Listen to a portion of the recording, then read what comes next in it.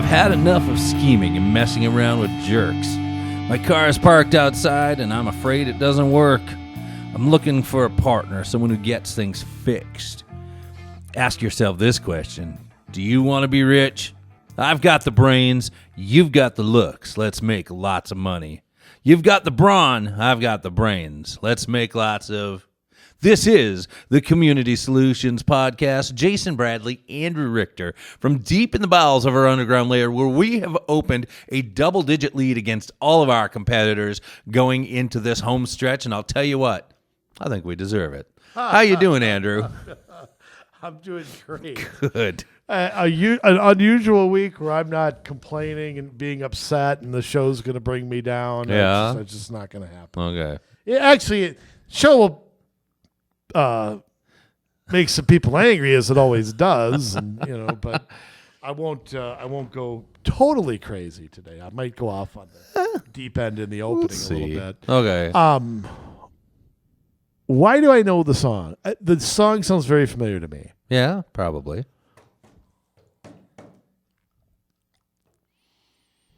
That's an 80s song. Yes, it is. is. An 80s song. I can picture the band, too. Oh, the three guys. Oh. The three guys. Right? Pet Shop Boys. Is the Pet Shop Boys. Opportunities. Let's make lots of money. And George Bush Sr. Opportunity. Yeah, right? that's it. All right. What was their other big song? What was it called? East End Girls? Yes, or West End Girls? Something like that. West End Girls, right. Yeah. Okay. West Side Story or something. Yes, like that was it. West Side Story.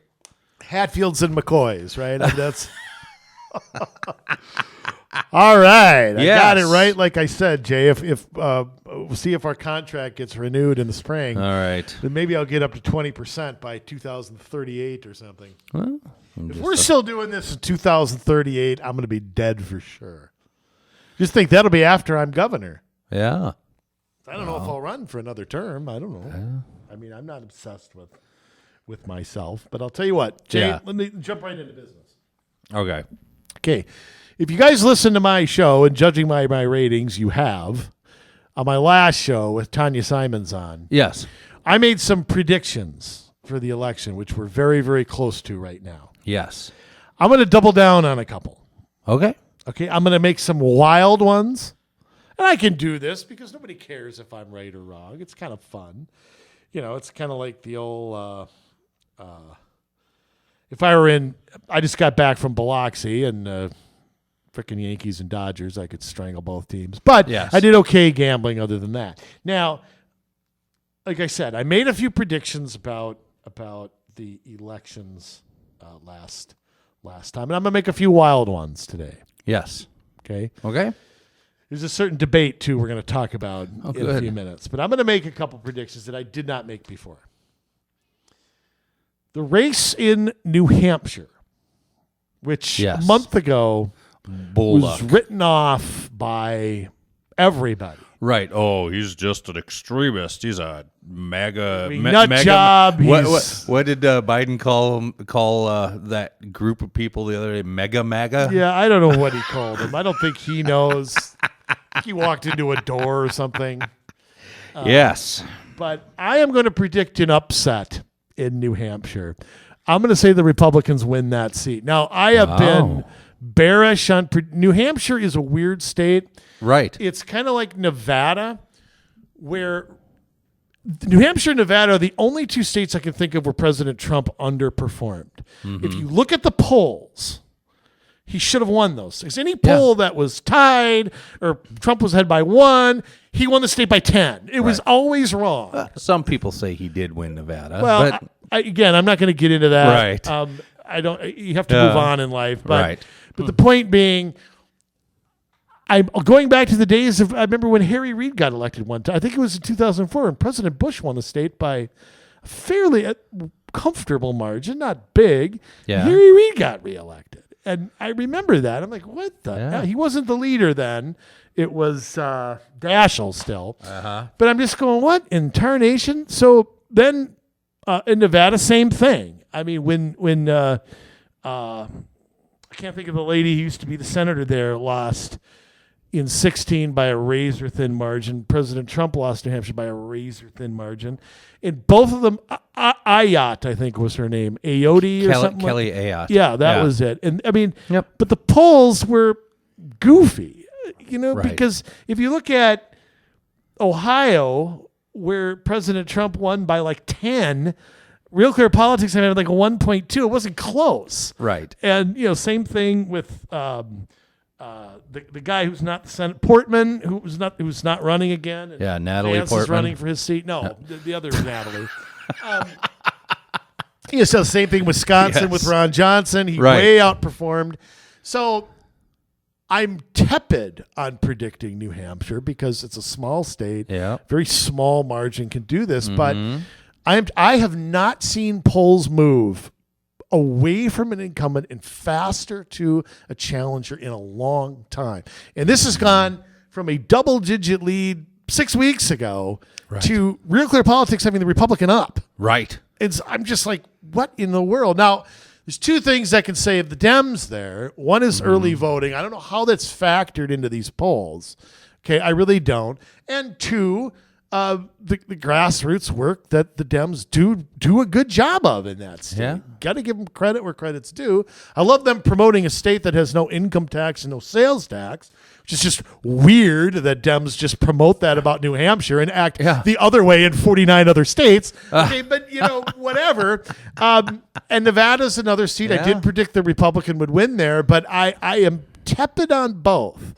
But I really think if the Republicans are not going to win this 41-49, if they're going to win bigger than that, those two seats have to fall, I think. Yeah. Okay, prediction number 2. Okay. I hadn't talked much about the governor's races. I'm going to predict your girlfriend in Michigan loses. I can see that happening. And Tudor Dixon has been on fire. And I'm telling you, the polls are going to go to her in the next 2 weeks. She kicked her ass at the debate the other night. Hands down. I mean, she put it to this way. Michigan's in the bottom 10 in education, the top 10 in cost of living and gas prices, top 10 in crime, just laid out a case that was... Everybody had blank looks on their faces. And she knows her opponent better than anyone I've ever seen in recent memory. Yeah, I was, again, that's another race I was skeptical of. She's totally being outspent. Yeah. But not being outworked. Nope. And again, that's a race 2 months ago I wrote off.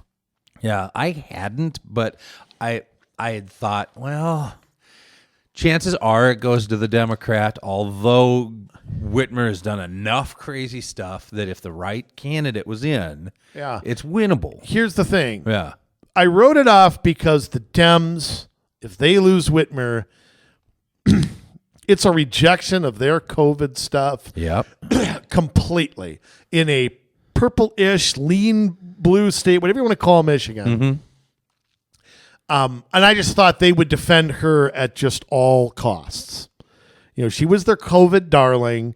She's the female Dr. Fauci. They would not let her lose. And I'm telling you, they're spending like crazy. And the more they spend, the more they're losing.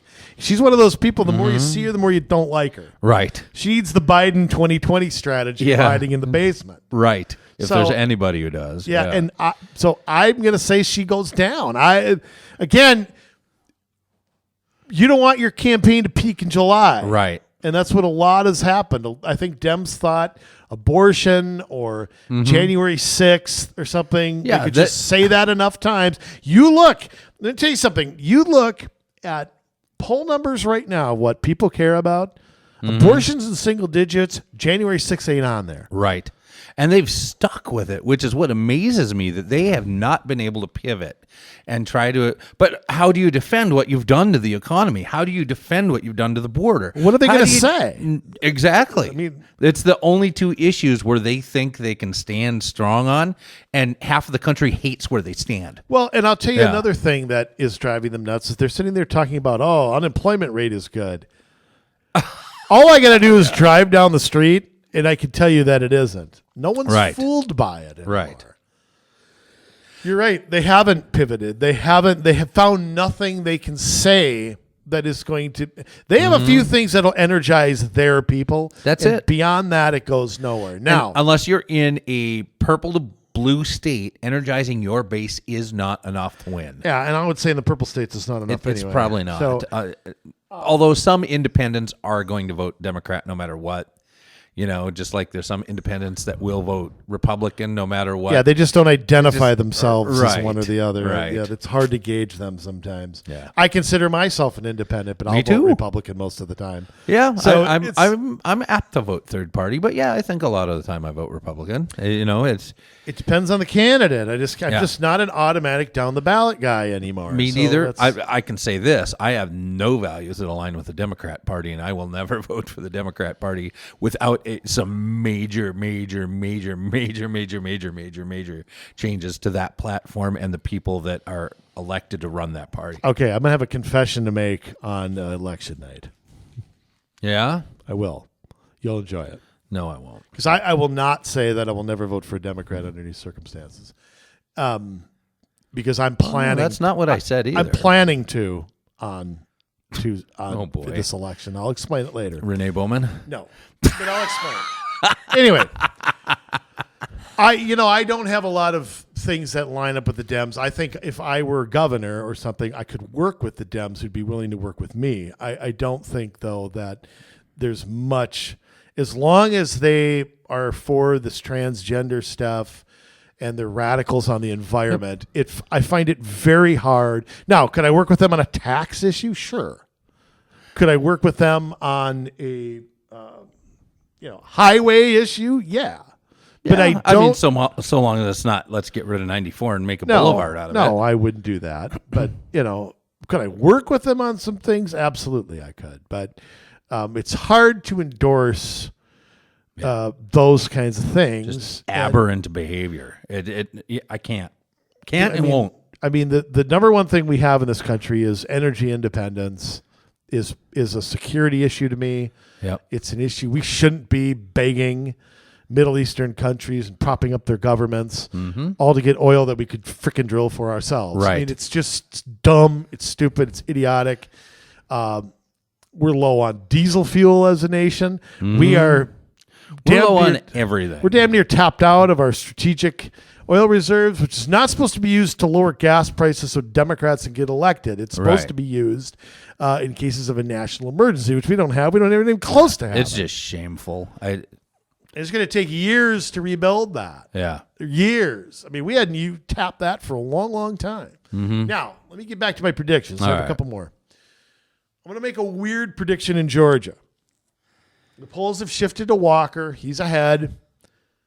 But I'm going to throw it out there that he doesn't get 50% and that there's a December 6th runoff. Those southern elections are weird. Yeah. Somebody has to get 50. I think Walker will win. I predict he doesn't get to 50. And we have to go another month with these two, which is going to be rough.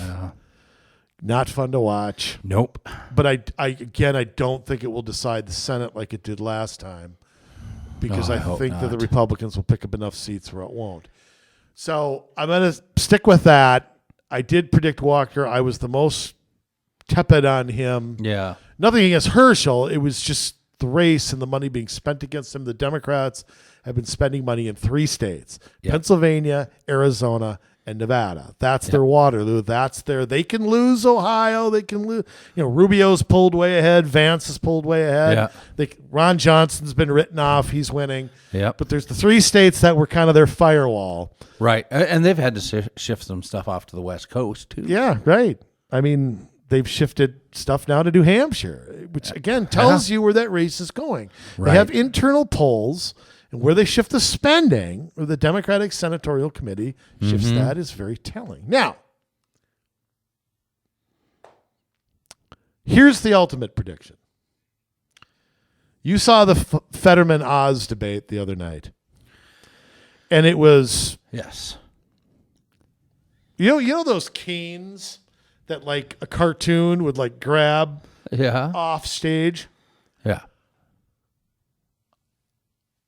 Part of me, Jay, feels so awful for Mr. Fetterman. have his driver's license revoked. He should have, he isn't capable of serving in this office. This is not an attack on handicapped people, as MSNBC and the airheads on The View and all this try to say. No. Somebody has to be cognizant. This is a tough job. It is. You're one of 100 people in this country in charge of trillions of dollars of spending and all of our laws. Right. And I can disagree with a person, but I cannot put somebody in who can't pick their own nose without missing. Saying that's ableist is like saying it's ageist to not put a 12-year-old in the cab of a backhoe. Go look at the president of the United States and tell me that we don't have cognitive decline there. Yeah. And I'm going to say something too. And this is going to hit people hard. I'm going to get nasty comments for this. But shame on every Democrat in Pennsylvania. Shame on anybody voting for this poor guy. He should be at home recovering. Yep. And you know what? This is the worst. Shame on his wife. Mm-hmm. His wife ought to be arrested for this. She is a scumbucket. She's a piece of garbage. And she should be shunned by everybody. You are a disgrace. Can you imagine? I can't imagine putting my wife on a national stage. Yeah. Knowing that she's having trouble reading, trouble hearing. Mm-hmm. He clearly is. I don't care what his views are. His views are his views. Right. Okay? You can reject them or you can agree with them. Yeah. But to put somebody out there in that, but his wife, she's at the bottom of the earth scum. She should have stepped in and said, no, my husband, our marriage, the person I love is more important than some dumb political office. Nothing's, I just can't, I feel the same way about Jill Biden. Yep, I do too. I think she's a piece of garbage. And it is just unthinkable that somebody cares more about status, about power, about getting their name on TV or Twitter followers. I can't imagine that. It's so terrible. And to watch that, by the way, to see the polls the next day, and to see CNN and MSNBC try to scramble. Yeah. That race is over. But I tell you, without that debate, I don't know that it would have been. Without that debate, I don't know that it wouldn't have stayed that close. I mean, people needed to finally see who this is, you know? The whole nation saw it. Everybody, and here's the other thing, too. This is what made the debate. So this is why the whole nation saw it. Because Mr. Fetterman was hiding out. Mm-hmm. He was in the basement. He was letting the money people do his work. Yep. He was occasionally showing up at something and making no sense. Yeah. People started asking questions. You had one brave reporter, I can't remember her name or where she was from, who got attacked mercilessly. Yes. For reporting the truth. Yeah. I think she was from CBS. Yeah, and she did a damn good job of reporting that. I don't know who she is. I don't care. She did her job as a reporter and told the voters what was going on. Right. So it heightened this debate. It made this debate national news. Yes, it did. Hiding out made it worse. I would never watch a debate for anyone in Pennsylvania. I watched this one. You know, the attacks on Oz. Oh, I know. Oh, he's a TV guy. He knows how to be smooth. He knows. I was wishy-washy on him. I'm not anymore. I like Dr. Oz was great. I mean, I don't want to say I agreed with him 100%. I didn't, but I mean, let's have a job interview and put those two together and see how many people would pick Fetterman. Right. If you were being honest, okay? Mm-hmm. I'm not talking about make it non-political. Abortion zealot or something. Yeah, you're talking about project manager for anything, Caterpillar. Dog catcher, bus driver. Oz would have won all of them. I mean, I'm going to predict he wins by 10. Yeah. And I don't know that's true because I don't know how many people have voted already. It'd be a big jump. It would be a big jump. But I'll tell you what, Pennsylvania has become the new Ohio. Pennsylvania, Wisconsin, I think, are the two bellwether states right now.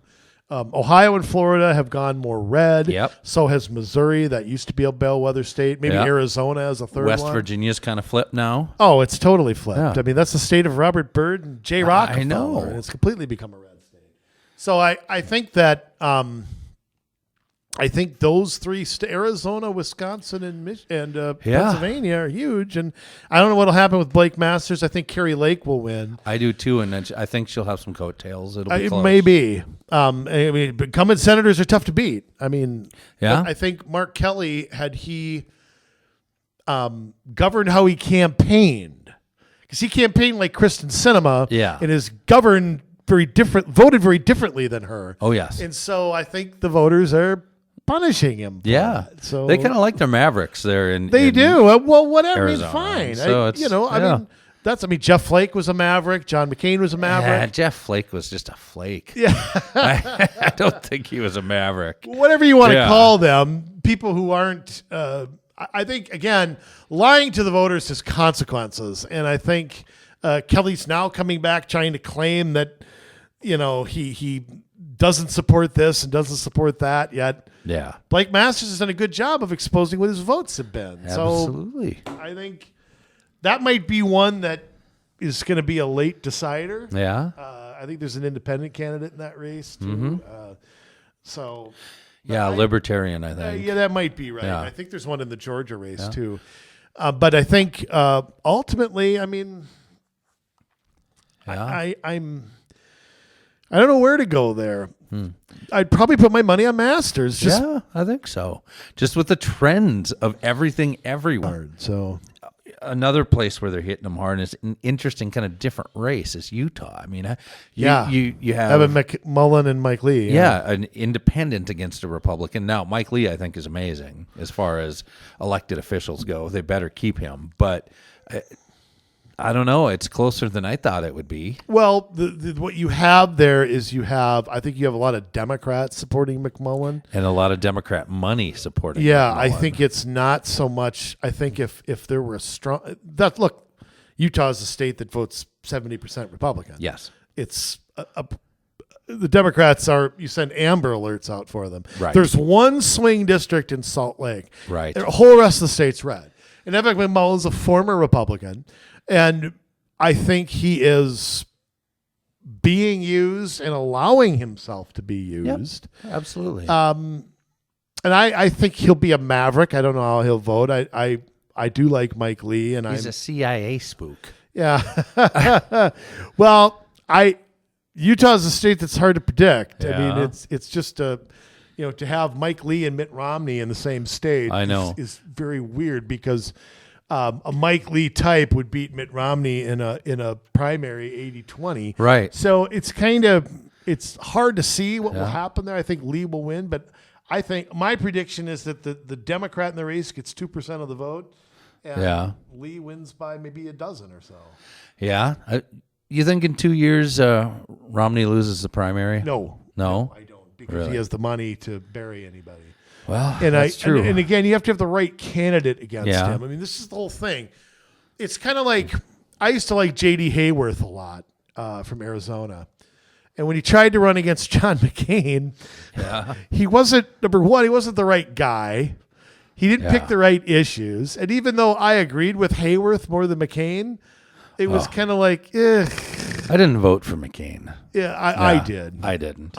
You have to hold your nose in the air in that race. Either way you went, you had to hold your nose. J.D. Hayworth had ethics complaints against him when he was in the House. It was like the right guy with the right message, I think, could have done it. But you've got to, McCain, whatever you want to say about him, people in Arizona liked him. They respected him. Yeah. And you had to have a principled argument, not a personal one. Yeah. Because people in Arizona, they didn't buy it. And so this is the guy they voted for 4 terms. You can't insult the voters and try to win. It doesn't work. I voted for Chuck Baldwin for president. Okay. So yeah. My vote was an anti-Obama vote. I had my issues with McCain, but at the end of the day, I didn't think he'd win anyway. So it was kind of a we'll give the old guy his vote.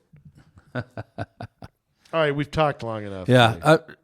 before we transition, though, and I mean that show-wise, not gender-wise, any last... I guess we could still talk about this next week, but any thoughts on the changes in the Minnesota races? Because they've changed, and it's only gotten better for the Republicans. I give everybody except Crockett a chance. She's close. Persuaded by her. I did not watch it, so... Okay, I'm going to let the cat out of the bag. I'm voting for Steve Simon. Wow. Yeah, I'm letting the cat out of the bag. You people on Twitter can beat me up. It's my protest that race is so winnable. There's our problems with the way we vote. Early voting starts too early. There are other things. You cannot run on this failed crap we've run over and over. Right. You cannot run on conspiracy stuff. You cannot be an election denier. Mm-hmm. Whether you're right doesn't matter. But I can't go there, and I won't. Okay. So beat me up on Twitter if you want to. And you, Steve Simon, I hope you appreciate this because I'm going to get the tar beat out of me. Okay? But I'm drawing a line in the sand that I am not going there.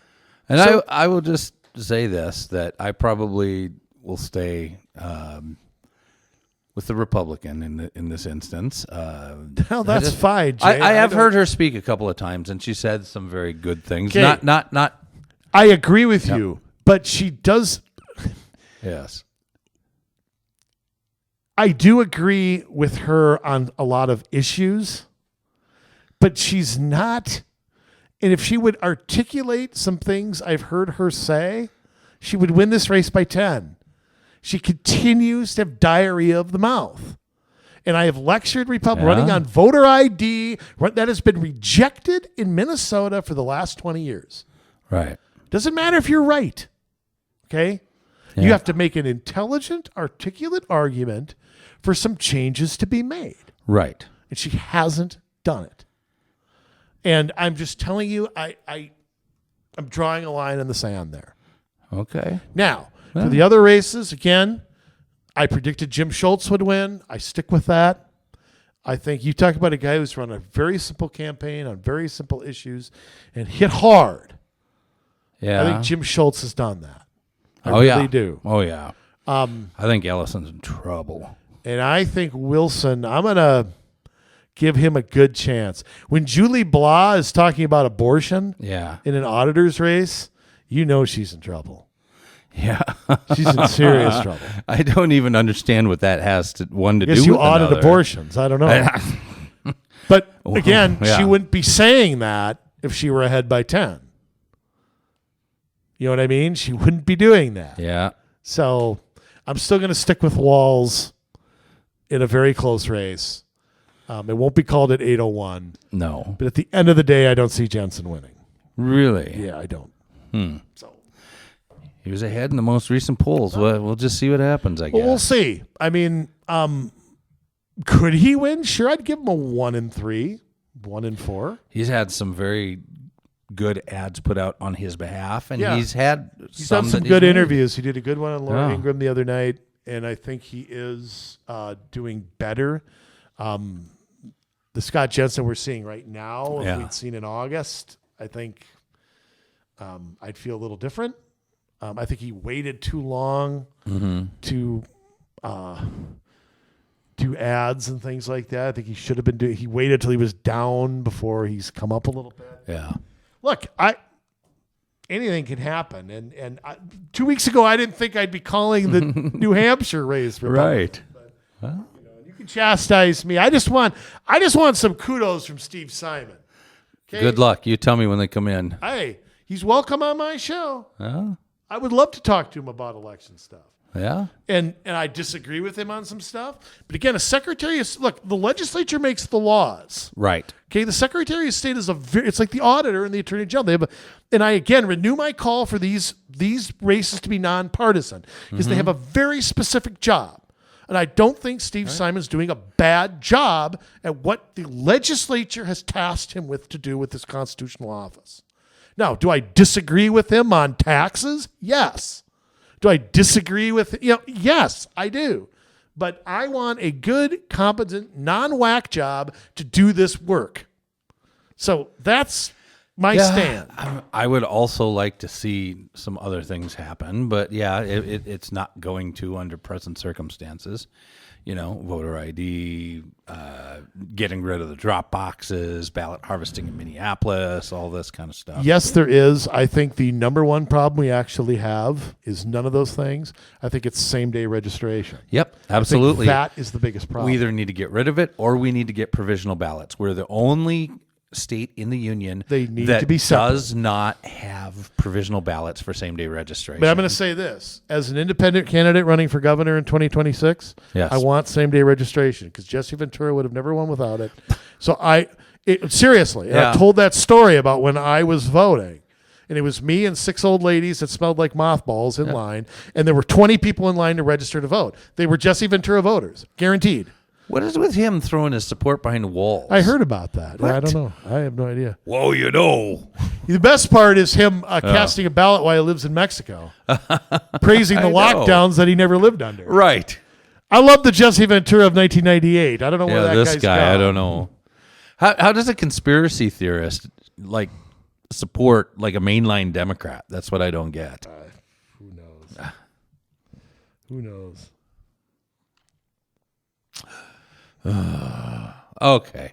Yeah, we better get to the... it's exciting stuff, and it's interesting to talk about because there is so much movement going on. And I just love the prediction. I want to... Our show after the election, we got to go back and give me a scorecard. God, everybody has a breakout year once in a while, right? True. Yeah. I mean, Pat Putnam didn't, but Bob Uecker hit 210 one year instead of 200. So that's true. So I guess that's true. But I don't know. I don't know what that. In fact, I'm going to be more bullish on the Republicans in the House. 40 seats, I say they. Wow. 40. Yes. Real Clear Politics has it at 30 right now. Yeah. But I'm gonna bet. Oh, one more prediction. Yeah. This is a tough one. Yeah. I'm gonna say Kistner beats Craig. That's my prediction in Minnesota. Yeah. They've been throwing a lot into that race. The latest polling is dead even, which is bad for an incumbent.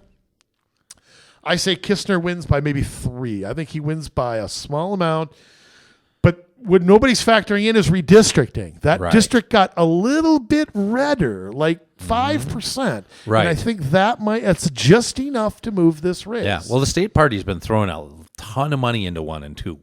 Yeah. Well, Finstad's up. The latest thing I saw him was up by 9. Yeah. I think he's going to win. But I think so, look, too. anytime there's an open seat, it's nail biter usually. That's when I don't know. That's when both sides pounce on it. Yeah.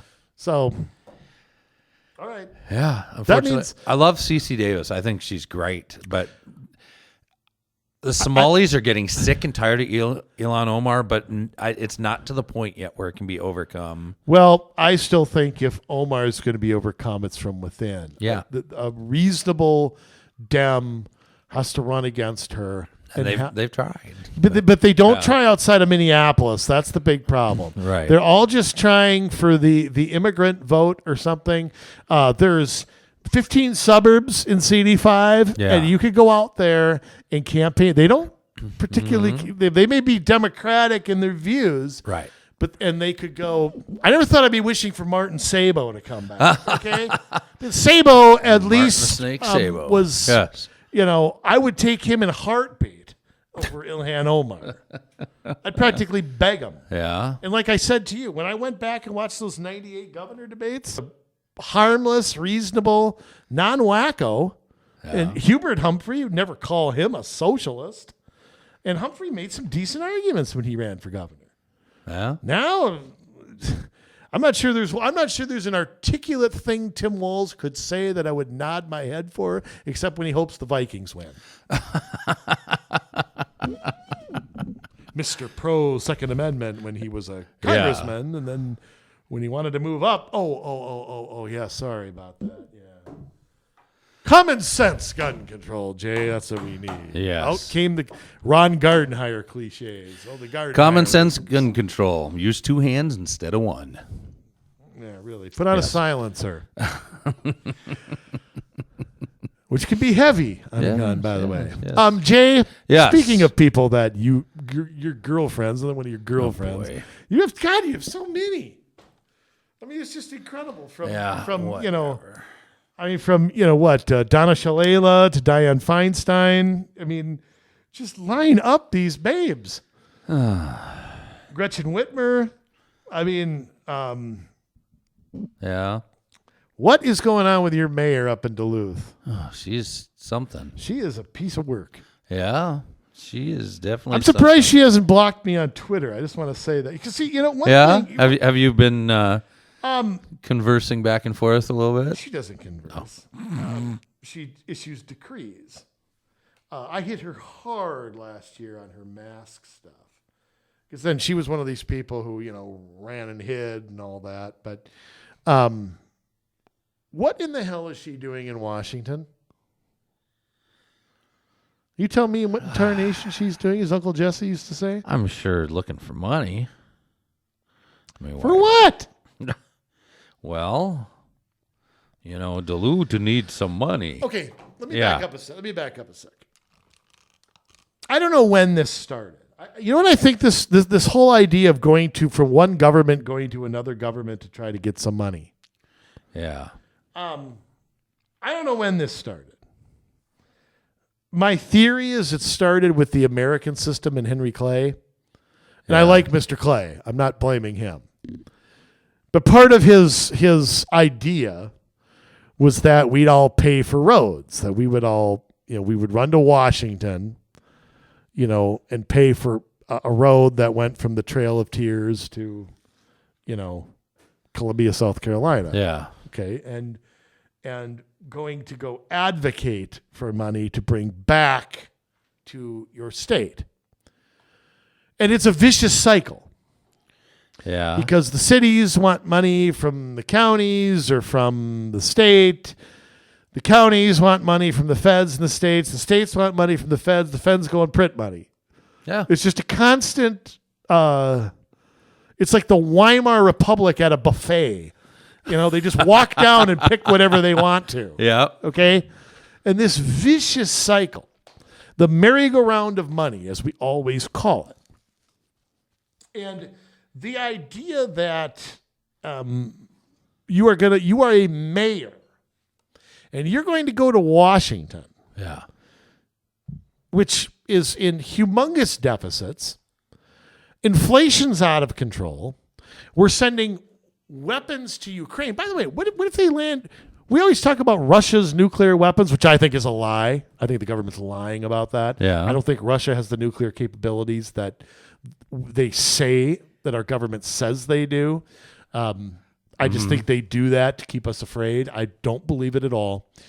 I think they're nuclear capable. I don't think they have millions of nuclear weapons. I do not believe that. But what if the weapons we're sending over to Ukraine end up in Russian hands? What if they get captured by the Russians? Anybody ask that question? What if they get used in a school shooting? Yeah. They could. Joe Biden, you got blood on your hands? I'm just curious. Yeah. Well, I don't think too many weapons went over there. I think a lot of cash went over there, and some of it happened to end up in a lot of pensions. Biden family, the Biden family pension? Yeah, I think even like Ukrainian politician pensions. Yes, well, sure. We owe them. We staged a coup there in 2014. Yeah, we sure did. That was on us. Yes. Our State Department was We there provoked- handing out cookies to people that were protesting. And then we sit there and say this is an unprovoked war. Really? If Russia staged a coup and did a coup in Canada, you think we'd sit there and do nothing? Yeah, that violates the Monroe Doctrine. Just crazy. I know. For another show. Yes. Mayor Emily Larson has a picture with Jason Bradley. No. Really? Offers no apologies. Jerk. This is from the Duluth News Tribune. You're a jerk. My goodness. God, her next to Tina Smith makes her look good. When she was present for Joe Biden's signing of the Inflation Reduction. I'm sorry. I just laugh at that. The trip was made on the local taxpayer's dime, with the city picking up the $932 airfare and the $647 hotel bill. Larson said the White House reached out through formal channels, not campaign channels, meaning what? They The campaign donations coming later? Probably. They reached out directly to the city is what that means. Oh, So she's well connected. I was one of the handful of mayors asked to attend from around the country. I know. She thinks she's so great. This is significant for our community and shows that our efforts and successes are being measured and paid attention to at the highest level. Oh, you want to have Washington, D.C. It's a have Kodak moment. fingers in your pie when you're And what do you want to bet? What do you bet she starts complaining about the feds telling her what to do? I know. Play the victim. The environmental evaluation cost way too much, and now we're behind schedule. We're behind budget. And just wait. I arranged meetings with our federal lobby team. There's a lobby team. Apparently there is. And delegation staffers. So who paid for the lobby team? Oh, the taxpayers are paying for the lobby team. And I met individually with Senator Klobuchar. In all of our conversations, we discussed our congressionally directed spending requests specifically. So these are all for Duluth now, specifically for Duluth. It's all for Duluth? Okay. Yes. The $15 million lift bridge and the $3.5 million energy bundle, as well as my vision for funding the library and implementing the $25 million RAISE grant we recently submitted a request from Senators Klobuchar and Baldwin of Wisconsin to fund the Blatnik Bridge. Yes. Now, what part of the Blatnik Bridge is the business of the federal government? Where is that? None. I suppose they can make a case because it goes between Duluth and Superior that there's an interstate that's commerce. where it is? Okay. Yeah. You have two bridges that go between Wisconsin and Superior and Duluth. There's a third one that goes out to South Superior from like Fond du Lac, that's Oliver, Wisconsin, the Oliver Bridge. That's different. But you've got the two main ones. You have the Blatnik Bridge, or they call it the High Bridge. Okay, I've been on that. And then they've got the Bong Bridge. So you spend a little too much time on the High Bridge and the Bong Bridge, if you catch my drift. Spent a lot. You might be living underneath it. That most of Duluth is with those tax rates. Larson offered a positive review of the journey, calling it a great trip. Of course, she went out with her hands out, asking for millions of dollars. When asked about the mayor's trip to D.C., Duluth City Council Presidente Alik Folesman said, "I think it's always beneficial when your elected officials have direct relationships, but you also want to balance that with protecting the public interest." Really? So let me get this straight. It's in the public's best interest. Stop for a second. Imagine every time a city wanted a bridge, every time a city wanted a library, every time the city wanted, what is this? What is the other stupid thing in here? An energy bundle. What's that? Like a gift basket if you lose on Wheel of Fortune? Hey, here's your muffins. Is it like a Comcast bundle? Yeah. It's more expensive every month. Here, you get it for this price, right, and then they charge your butt off the rest of the time. We'll 6 months later, it's twice as much money. We give you guys 2.58 gigawatts every month for $12.95. Gigawatt? And then in 6 months, we're going to jack it up to to $1 million. Right. I mean, it's just bundle, which is French for progressively getting more expensive. That's probably what it is. This dude continues. Oh, wait a minute. He noted that Larson has not made a habit out of routine travel to the nation's capital. I should hope not. I'm glad that. Isn't that great? Hey, well, that makes this one okay. There's an unprecedented amount of federal investments being made out there right now, and Duluth needs to get its fair share. Oh, boy. If a $1,600, this is cryptic. Actually, Yes. it's not cryptic. He comes out and says it. If a $1,600 trip saves millions of dollars down the road and keeps Duluth taxpayers from having to pay for a lift bridge or other needs for our community, I'd say it's absolutely worth it. Oh, really? So let me explain how this works. The federal government takes your money. We send it to Washington. They keep half of it, 2/3 of it, 1/3 of it, and then we go beg for it back. That's a great investment for your community, for this doorknob. What's this doorknob's name? Is this Eric? Alik Forsman. Eric Forsman. Yeah. Whatever. Yes. It's Arik to me. It could be. Because you know what? His views, Arik. Yeah? So what he's going to do is, see, this is the thing. Instead of making the hard decisions, Yeah. instead of putting money aside, instead of saying no to other spending, we'll just spend what we want, and what we don't spend on, we'll go ask somebody else to spend on for us. Yeah. That's what's going on. That's it. And it's just this is It's just obscene. Is it?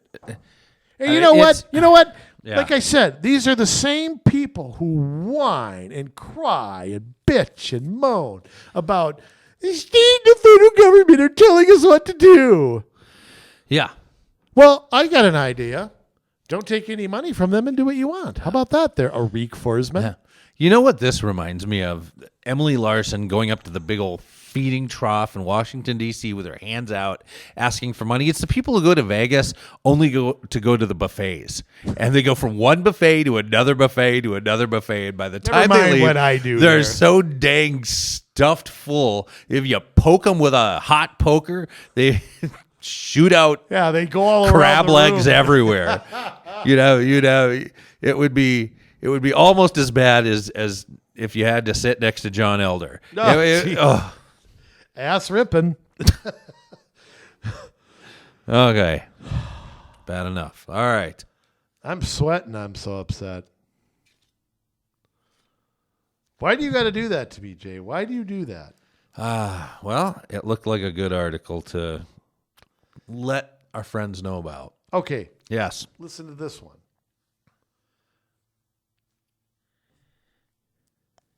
From Twin Cities Boulevard.org, one of your favorite ideas, Jay. Yeah.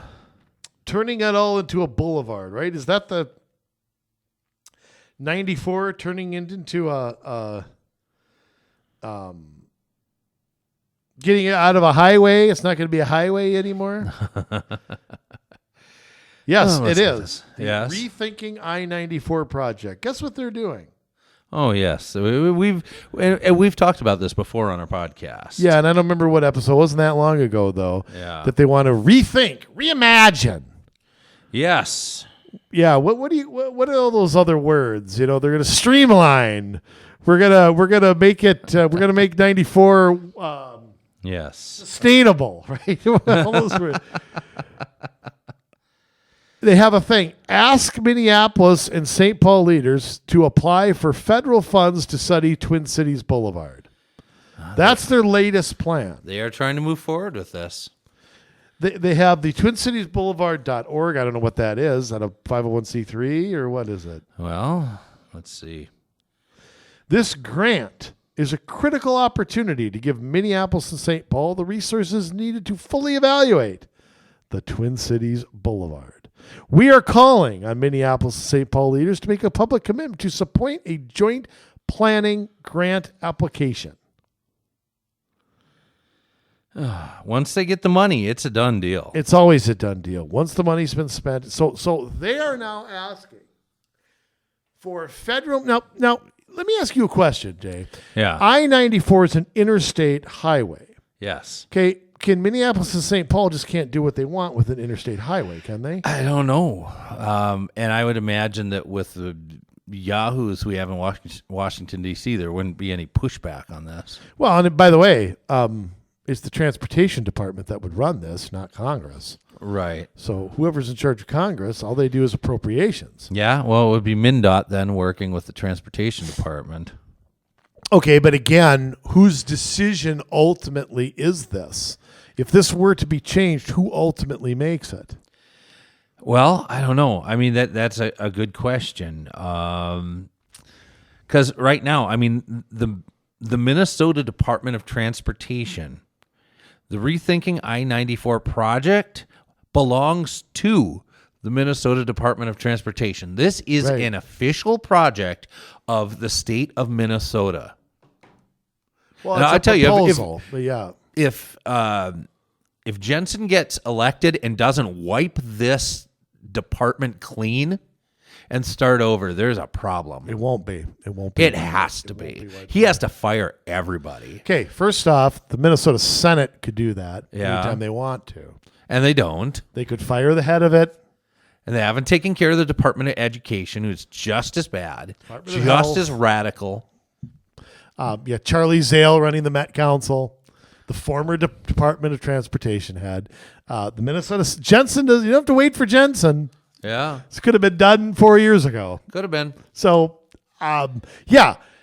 should Jensen do that? Sure. Should he put somebody in charge dedicated to roads? Yes. Do I have any confidence that'll happen? No. Maybe he will, but I mean, again, ultimately, it's up to the legislature to rein this in because they appropriate the funds. Yeah. You know, nothing can happen without that happening. You know what's going to happen, Jay? It's going to get thrown into an omnibus bill. This is where Jensen really has to show some leadership. It's going to get thrown in with 400 other things. He has got to use that line item veto if he gets in there. Yes. You know, I'll give credit to Governor Pawlenty. He used the line item veto a lot. Yeah. I mean, he vetoed the worst of the worst. He agreed to some stuff I don't like, but 80% of it he did veto. And I think you're going to have to see that here. Jensen's going to have to really show he's really going to have to lead if he wins. Yes. So, and I think he also needs to let, one of the things that's bothered me is how hard we have to search for this stuff. You're going to change I-94? That ought to be a front news story. Should be. Who's reported on this? Nobody. Yeah, I mean, nobody. Why? Because how did we stumble across it? We stumbled across it months back. We did a podcast on racist roads or something right? like that, and I came across this, and I went, and I'm like, I wonder if they're doing this kind of thing in Duluth. And sure enough, there they are trying to do the same thing to rip out part of I-35 up in Duluth as well. It's already ripped up, though. It's already not the freeway, quote unquote, when you go through Duluth. I mean, it is and it isn't. Well, it is up to a point. Up until the convention center. Yeah, once you get out from under the tunnels. But before that, it never went through downtown. You used to get off on Superior Street or Mesaba Avenue, and that was it. Yeah, that's true. Lake Street. You could go, I think, as far as Lake Street. And now they want to rip all of that out of there again. All the tunnels, how many people are walking across the tunnels? Oh, my God. Crazy. Yeah, it's just selfishness and childlike, childish behavior run amok. It's what happens when you let 22-year-old college students that life hasn't punched in the teeth yet to actually run things and make decisions for people. Well, they're on mom's couch with the spring sticking out of it, I'm sure. By the way, you think the League of Minnesota Cities, which does nothing but whine about state and federal government, nothing but complain, nothing but pee their pants about this, yet who's on board? With the federal money coming to the Iron Range. They now brag about, and you get to see another one of your girlfriends, Jay, Senator Klobuchar, with that just annoying Chuck Schumer-like smile. Iron Range, here's the July-August issue of the League of Minnesota Cities, which I know it says Jason Bradley is a premium subscriber to. Really? The fire station in Chisholm is a handsome. Oh, you ever called a fire station handsome before? No, I haven't.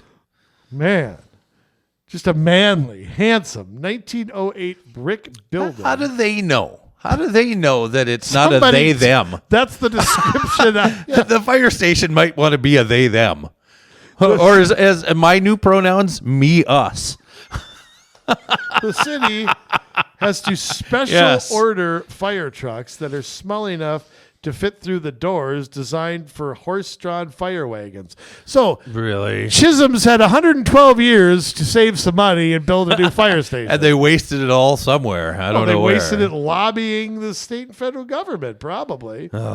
It has so many limitations, says a Chisholm city administrator, Stephanie Scribaha. Scrabba. I played that the other day. Scrabba. Yes. Yeah, I got double word score. That's and everything. good. We've been looking at that issue for a good 10 years. And haven't saved a So since dime. the horse and buggy, they've been looking at it for 10 years. Yeah. We didn't bother looking at it for the other 90 years, but hey. Yeah, replacement is finally near. Oh. Partly to a $3.5 million federal appropriation that will allow the city to begin construction on the new $9 million station. Gee the whiz. federal money is coming from the resurrected congressionally directed spending program. They have a lot of formerly those. referred to as earmarks. So they changed the name so that it wouldn't sound so bad. Now, let me ask Yes. you a question. How many people live in Chisholm? I'm trying to remember. Is it like 3,800 or is it a little bigger than that? Let's see. How do you spell it? I don't know. Population of Chisholm, Minnesota.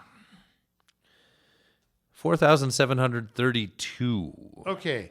And it's been dropping ever since 1990. Okay, here's Not like my a rock, but slow decline. Yes. Why is the government can't make a building for under like $5, $6, $8 million?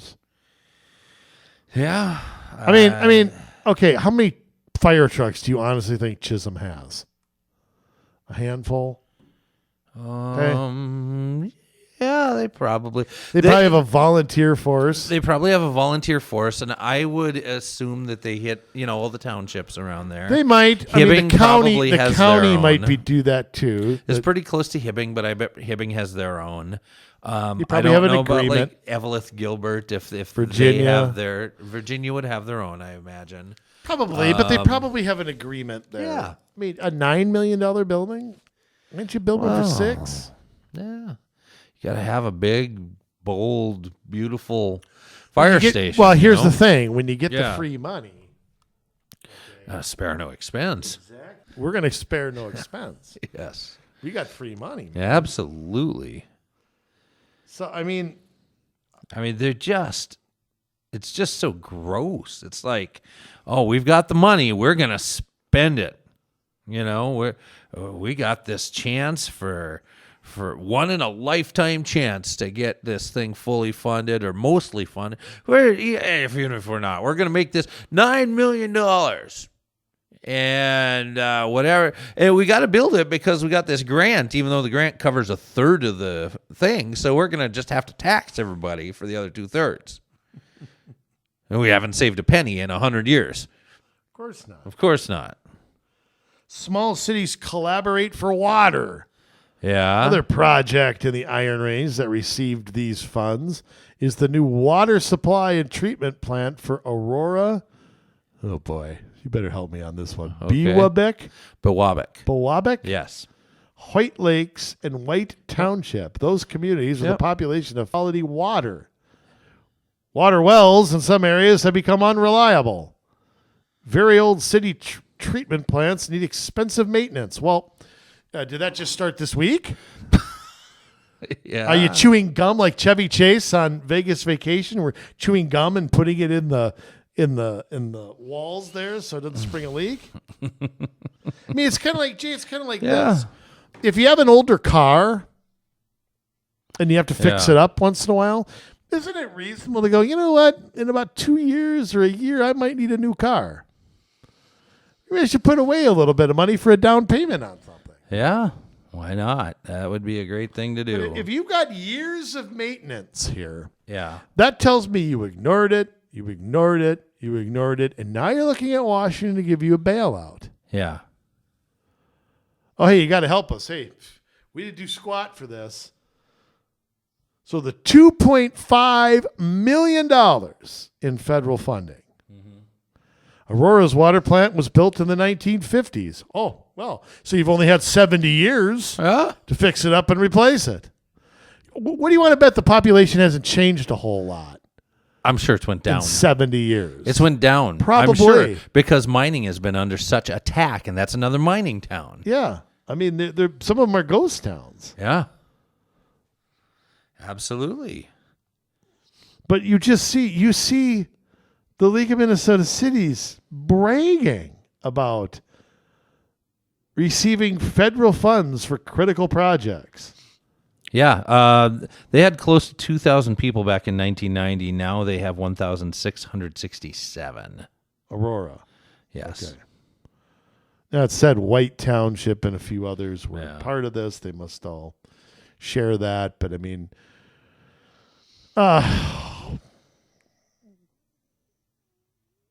it's depressing, Jay. I'm depressed. Yeah. And now you pissed me off. I didn't mean to make you angry. Oh, you always try to do this. How about sanctuary cities? Yeah. Let's get it out of Minnesota for a minute. Okay. Sanctuary cities are getting swarmed by illegal aliens. Oh, I'm sorry, undocumented workers. Yeah. You mean migrants? Oh, yes, that's right. Criminalized migration. Guess what they now want? Yeah. Federal aid. Oh, of course they do. So, your stupid policies create a problem. It's being exposed by people like Governor Abbott, Governor DeSantis, and others. And guess what you want? Instead of fixing the policy that caused this, instead of doing something about it, no. Yeah. You want free money. Don't they all? Washington Times. Funny, I haven't seen this reported anywhere else. Some of the country's bluest cities say they are filling up with illegal immigrants. Actually, you have been for decades now. Yeah. You're just noticing this now? And now they want federal cash to help accommodate everybody. How about you call ICE? Yeah. Let's do that. Wouldn't that be accommodating them? Oh, you can't. They're not supposed to ICE. be there. That's racist. New York Mayor Eric Adams, who's making Bill de Blasio look good, made his plea. This article is in July, but doesn't matter. Same thing. More now than it was then. He said his city has more than 2,800 asylum seekers entering homeless shelters in recent weeks. Well, I wonder why, Mr. Adams. You sit there and you talk about how open borders are good. Diversity is our strength. Yeah. Why aren't you embracing these people? Why don't you have them live at your house? Well, they set up camp in your backyard. Of course, you don't want them there. Oh, no. But the rest of us, we have to live with that. Right. They have never once asked for federal money to go to Eagle Pass, Texas. You know? El Paso, like you said before. Yeah. We are calling on the federal government to partner with New York City as we help asylum seekers. They're not asylum seekers. Asylum seekers are people who come from Cuba, people who come from North Korea. They seek asylum. We have had 2.3 million people this year encounters on the border. How many people got through without an encounter that we don't know about? 98 people on the terror watch list. Here's my question. Yes. How come we can count them all, but we can't do anything about them? Right. We can count them. I mean, that's kind of like I can count the candles on my birthday cake. Yeah. But I can't blow them all out. Right. All right, dumb example. So he said in a statement asking Uncle Sam for the handout. The District of Columbia is also asking for help. Well, set him up at the White House. Yeah, it's not a very far walk. You tell me, hey, tough, you got to live with all these criminalized migrants. The city's representative, Eleanor Holmes Norton, announced emergency spending legislation that she will reimburse the district for handling the newcomers. So you'll deficit spend. Yes. She blamed Texas and Arizona for the surge. Who puts a surge on Texas and Arizona? Yeah, exactly. You dope. The Oh. governors of these states, Greg Abbott and Doug Ducey, have each and they forgot DeSantis on this, have each orchestrated busing operations that have shipped a combined 6,200 illegal immigrants, which is probably 1/200th of what's invaded Texas, by the way. Right. To the nation's capital. These migrants, along with the hundreds of thousands, have been caught and released into border states this year. Though the migrants were sent only to the district, and Mr. Adams said in his statement that some of them are ending up in his city. Well, embrace them. Yeah. What you tell us to do? You dunderhead. Governor Ducey said the president's policies have placed overwhelming burdens on Arizona communities. It's convenient that these liberal mayors are finally speaking up on the humanitarian crisis once it affects their communities. That's what we call hypocrisy. Governor Abbott also took to Twitter to chide these mayors and complain to the president. It's past time for Mr. Biden to do his job. And you know what's funny? Yes. Is I love the narrative from the mainstream media. Oh, those Hispanic voters, they're going to go get Abbott. They're going to go get Arizona. They're going to go get DeSantis. You check the poll numbers lately? Oh, it's been nothing but going in the Republicans' direction. Abbott and DeSantis are going to win by far wider margins than they won last time. I know. And by the way, Florida and Texas are far more minorities than Minnesota. Florida's they're both over 30%. Oh, I know. And Republicans win all the statewide. Come on, there's not that many honkies there. No. And they don't all vote. Now, granted, in Florida, you have a huge Cuban population, which tends to vote more conservatively. It's flipping because Texas is not Cuban. But again, the Cuban population is a small percent of the total population. Right. But, I mean, the point I'm saying is that Hispanic, this is the problem with looking at the country and putting people into groups. Safe neighborhoods, good jobs. Mm-hmm. They want the same things we do. That's what they came to America for. They don't want crime. They don't want drugs. They don't want all that crap. And yet, that's what's happening. That's what open borders cause. They don't want human trafficking. Right. Many of them are. A lot of Hispanics are Catholic. A lot of them are pro-life. I mean, I'm not putting people into boxes. I'm just saying it's the reality. Yeah. And the assumption that defending our border, by the way, while the president defends Ukraine's border 10 times as hard as he defends ours, that not losing sight on a lot of people.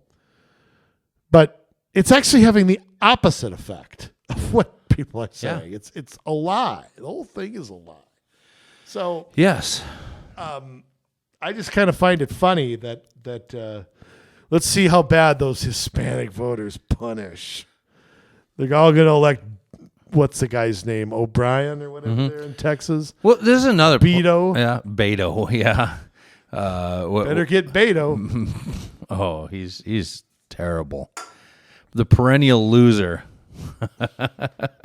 But, and this is another area where Republicans have just frankly screwed it up, talking. I mean, I've heard some talk about the human trafficking and the drug trafficking, but it's been mostly about how many illegals are coming across the border.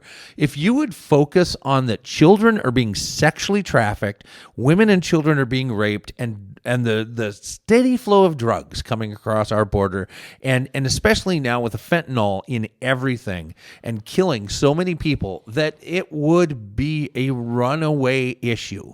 But no, instead it's still, we got all these illegals coming across the border. Oh, we still got all these illegals coming across.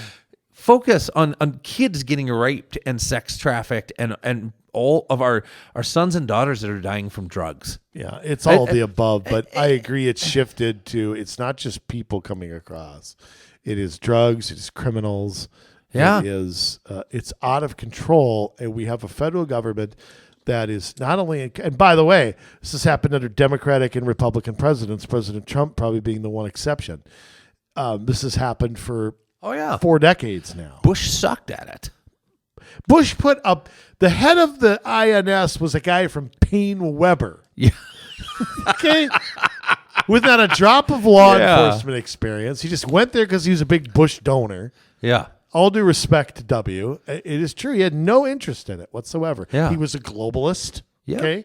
That's how he saw the world, with no borders, corporate people dominating.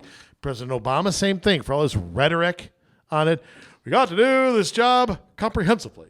Comprehensively is code words for amnesty first. We'll deal with everything else after. Yeah. And we usually won't fix any problem. Right. You have to stop the flow before you can address the other issues. You can't give millions of people asylum and then leave the border wide open. Right. It's just, quite frankly, you know what? This is the thing. This is the long-range plan of the globalists to change the United States. If the country won't vote for who the globalists want or who the elites want, we'll import people who will. Yeah. And both sides do it. Republicans love the cheap labor. Democrats create new victims. Yeah. They both do it. So, I mean, God, I love the state of Texas, but man, I would never live on a border city. Oh, no. You know how many shotguns I'd have? I'd just never live on one. Yeah. I wouldn't kill him. I'd get a couple pit bulls. I'd get a few German shepherds. You can cross over there. You want them over there, you can, but it's just not right. I mean, and think of how we get treated when we go to other countries. Yeah. Go across the border in Mexico and see Right. how you're treated by Mexicans who lecture us about treating people, putting water stations up for people crossing the border. Doesn't that encourage them to cross the border? Raise your hand out there. Not that we can see you in the audience, but if you think spending a little time in a Mexican jail would be a good thing. Canada, where you have to get a show COVID shot or you can't enter the country. Right. Like, give me a break. Well, tell President Blackface up there that... Yeah, he's President Blackface. You know why? Because then he Right. can identify as a minority. Right. Well, can't you do that? I mean, it's your choice, right? You Sure. identify as whatever you want. Yeah, So sure. you're black and you're a victim now. Give me it back here. Because it's the whole issue of the merry-go-round of money, the whole issue of bailing people out. And I'll tell you what, COVID made this 10 times as bad because we're back to the bailouts again. We're back to, we decided to shut down, and then the states that didn't shut down end up paying for the states that did. Yeah. And can I explain something, too? Can I explain how money works in government? Yes. If I had Let's do $10, that. Jay, and I sent it to Washington, like I said, Washington keeps $4 of it. They send $1 to this state, $1 to this state, $1 and $1 to that state. That's what it does. Not a very efficient way No. of spending money. So why not, instead of sending the money to Washington, why don't we just keep it local and let local people make the decisions instead? Like locally, like in my wallet? Well, that too. But I mean, Yes. again, no, I agree. The idea, look, the federal government has a role. And this is where I disagree with some, libertarians and some people who think taxation is theft, even though taxation is actually written in the Constitution, is that the federal government has roles when it comes to federal aviation, when it comes to highways, when it comes to federal land, even though I think there's too much of it. When it comes to military, I mean, they have constitutional duties. Yep. State of Minnesota has constitutional duties. They They have sure a do. constitutional duty to a uniform system of schools. They have constitutional duties for state roads, and they have constitutional ways to fund that we voted on. It's everything else that has to be, I'm not going to say rethought, reimagined. I'm not going to use their Right. language. It needs to be blown up and redone. Yes. It needs to be blown up, and we need to forget the past 100 years. That's what has to happen. Well, I'm gonna- because we've been coming out of... it's going to be lost. I'm going to send Right. you to an island. You're not going to know you're dead. By the way, I finished that show. They're all dead. You know they're all dead? Oh. So send you to Lost. Spoiler alert. I'm going to send you. Yeah, the show ended 12 years ago. But I'm going to throw you on an island. You're going to forget everything you knew and come back here. That's what has to happen. Yeah. Oh. And you go back. You go back Yeah. to the New Deal. You go back to, Our farmers have been living on subsidies for 90 years. They all go to the big farms. They all go to the absentee landowner. Well, and that's the thing, though. I mean, we are still kind of in the death throes of the progressive era. So, I mean, that's true. The last 110 years, 113 years, that is what we have known. See, to me, you and I disagree on this. Yeah. To me, it didn't really start till the Depression. I don't consider the progressive era under Roosevelt and Wilson the way other people look at it. I counted it starting in 1913. Okay, that's fair. I didn't give it back to 1900. That's but, fair. Okay. 1913 is fair, even though the 20s was a regression of that. Yes. And then we restarted it in 1933. Right. But, 1913, I'll agree with you on that. But the point being that this is the way it's gone. And you can, it's funny how you can bring everything back to 1913. Yeah. I mean, that's a podcast in itself because 1913, Philadelphia A's won the World Series. But other than that, with the direct ability to tax our income, with the ability with the Fed to deficit spend, and with removing senators being represented by the states, terrible not by decision. parties, you see the transfer of power. You see the direct line of the transfer of power away from localities and states to the federal government. Yes.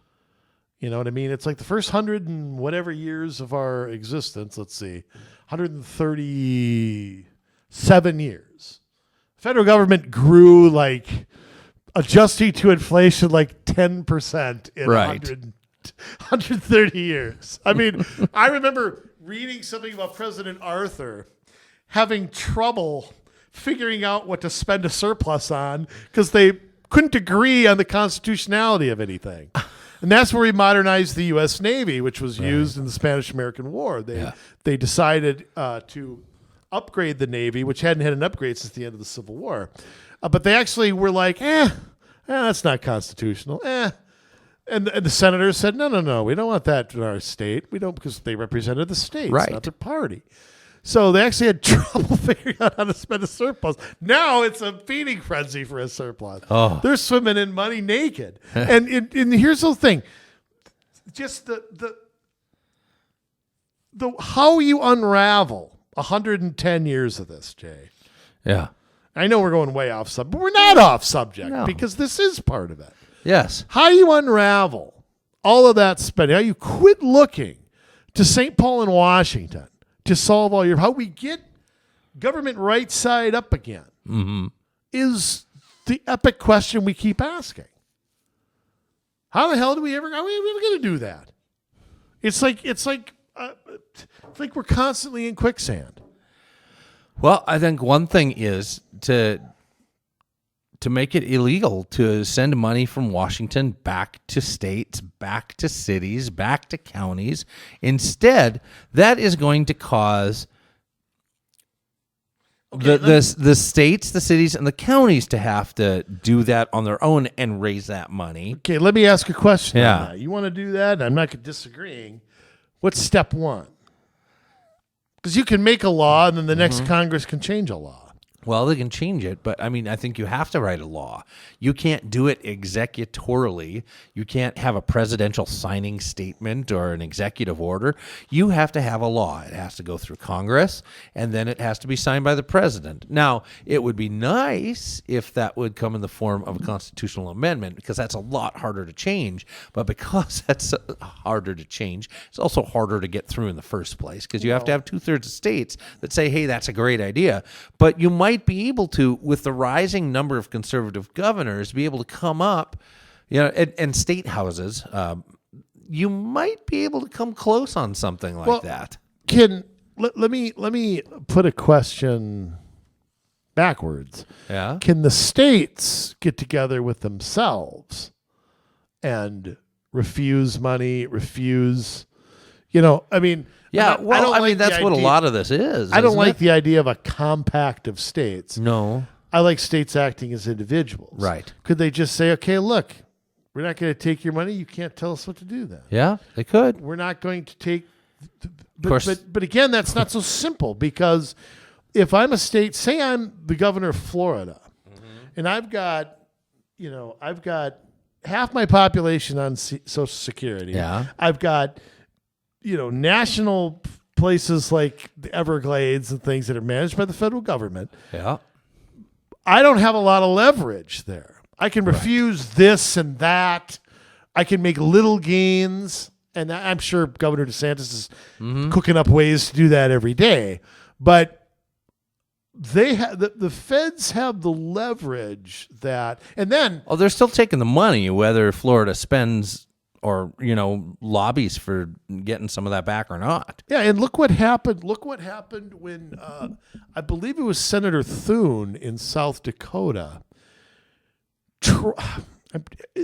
I might have this wrong. I shouldn't say this, but there was a senator out west that tried to stop spending of something, or tried to. Maybe it was. Maybe it was a guy from Oklahoma or something. Coburn. Does that sound right? This is years ago. Tried to stop something, and the federal government shot. This is under Obama. Yeah. Shot back that they were going to close the military base in his state, putting all those people out of work and all those to try to bully this senator. I want to say it was John Thune and I don't think he went for it. I think somehow something else was worked out. Because I can remember him going on these shows saying what was happening, that some committee was threatening to shut down a military base there, which of course would lose a lot of, look, these are military. They're not welfare recipients here. They're defending our nation for nothing, basically. Right. And they were going to shut down a military base to bully him into not, of course, going for these spending cuts. So it's nice, and I don't disagree with what you're saying, but to put this into practice is a lot more difficult. Oh, it is, because you've got too many willing participants to take the money. Oh, everywhere. Everywhere. Spending go down when Republicans have been in charge of the federal government? No. So I don't know. I'm just sort of. I honestly think what has to, you see, here's the problem too. People say, okay, repeal the amendment with the senators elected. Okay, great. In theory, that sounds great. I'm all for it. Yeah, I am too, but things are so screwed up right now. And do you trust Tim Walz to appoint two constitutional conservatives? No. You'd end up with Klobuchar and exactly. We'd end up with who we have right now. Yes. Okay, so people who would not respect, they would be thinking of Minnesota. They would be thinking about themselves, about getting their own. The Senate's become a millionaires club. I just, as much as I believe in that, you got to have the right person in there too. Yeah. No, I'm going to put my state first, not my party, not my personal ambition. The way it used to work, right, long time ago, it worked that way. And that don't happen anymore. Parties used to fight with each other.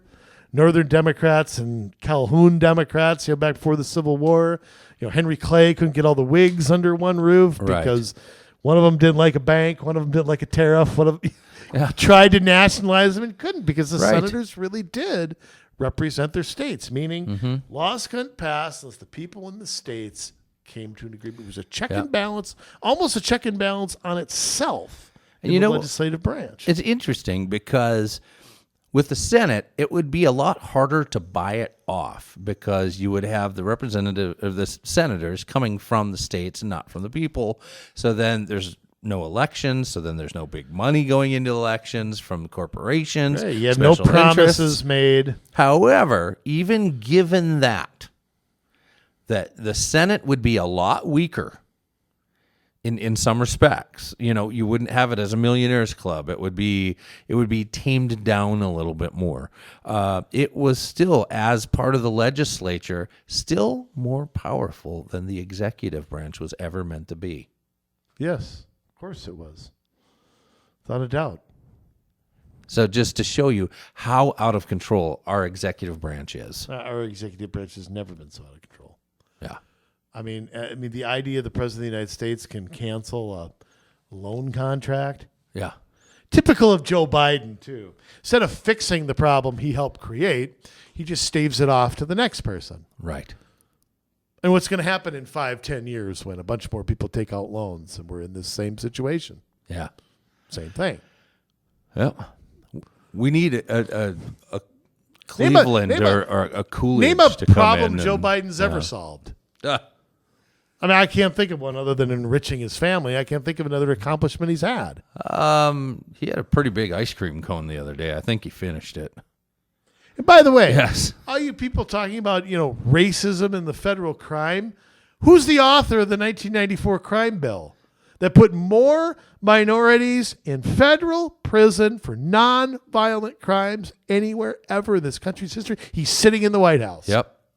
But that's what happens when you keep promulgating people into power that really are soulless. I mean, the wind is blowing west, I'm going to go west. The wind is blowing east, I'm going to go east. I always use the example of old Dick Gephardt. Yeah. He was my favorite. I actually loved listening to, because Gephardt was one of those guys who just said what he thought. And as Right. much as I disagreed with him, he wouldn't hesitate in saying what he thought. He came to Congress. Yeah. Okay. Pro-life, against school busing, voted for the Reagan tax cuts in his second term. Yeah. Guess what happened when he wanted to run for higher office? Up. Didn't mean it. Yeah. Flip-flop on everything. Al Gore was pro-life when he was first elected Right. back in the 80s. What happened when they wanted to run? Who called abortion black genocide? That'd be the Reverend Jackson Yes. at a pro-life rally in 1977. Oh, when he wanted to run for president, what happened to that? Flip-flop. See, I mean, that's what you mean by soulless, though. Yeah. That is You'll just say what you have to say to get more money and power. more money and power. I have a feeling we're going to call that the Emily Larson in not too long. Now, here's the thing about Larson. Yeah. She's not eyeing the 8th seat. No one up there is going to beat Pete Stauber. He can be there as long as he wants to. Oh, no. She's making a play to move south. She's eyeing the U.S. Senate. Yeah. That's what she's eyeing. She's been rubbing elbows with Klobuchar and Tina Smith to the point where I can't see where one begins and the other ends. Right. She runs against Stauber. That's the end of her career. Yes. She'll lose by 20. Go ask the former mayor of North Branch. Yeah. Or whatever it was. Yeah. I mean, they're done. But I think she's eyeing being a U.S. senator. You heard it here. Well, I mean, she's got to wait. Klobuchar's not going anywhere anytime soon. She's up probably to still 24. got. Yeah, but you think she's going to primary Amy Klobuchar? No, primary, no. No. Amy's going to have to move into something else, either Or quit. But I don't see her quitting. She wants to be president.